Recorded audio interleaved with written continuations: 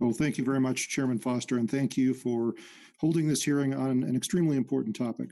I found the GIO report on supply chain risk management from December to be truly alarming.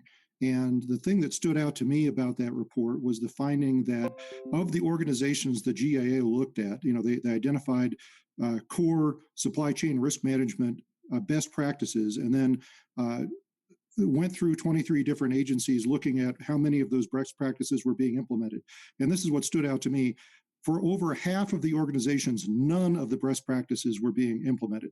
So to me, that points to a failure of governance. And I think that we are at an important position here to build on the executive order and to call attention to this problem. And this hearing is a critical part of doing that. So for myself, what I'm hoping to get out of this hearing is the answer to three different questions, one of which is why isn't the guidance being followed? The second of which is how can the guidance be easier to implement? And the third of which is how does the guidance need to change to meet these emerging threats? And I think recent events have shown just how vulnerable our supply chain can be.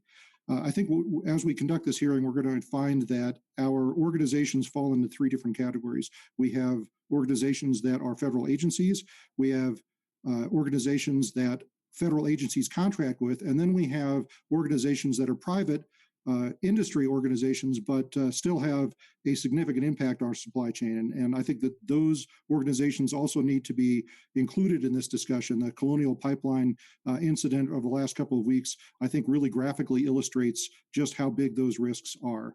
And in closing, I want to point out that if the outcome of this whole process is just another PDF or another spreadsheet, I think we will have failed, because that's not going to make the change that we need to make.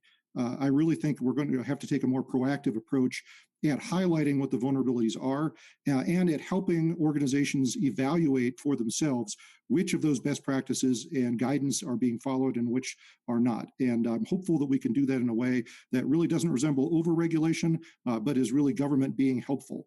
So again, thank you very much, Chairman Foster, and I'm looking forward to hearing from our witnesses. I yield back.